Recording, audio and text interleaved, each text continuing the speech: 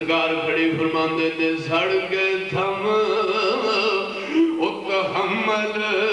والے اکتے صبر اعتبارے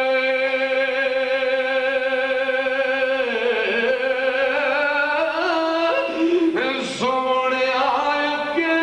تسمہ کسنی پڑ ہارے تے سرکار میاں صاحب فرماندے نے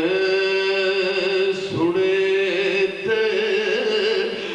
اس نان والا سنے تے پنج تن باغ دے گھر دی گل کرنی ایڈی سوکھی دے ایڈی آسان نہیں پنج تن باغ دے گھر دی گل کرنی ایڈی سوکھی دے ایڈی آسان نہیں پر جے کوئی انہوں دی مثال دیوا ایڈی اچھی کسے دی شان دین نانے دا زندہ حسین کیتا انج دینا کسے امتحان بھی نہیں میرے جڑ کے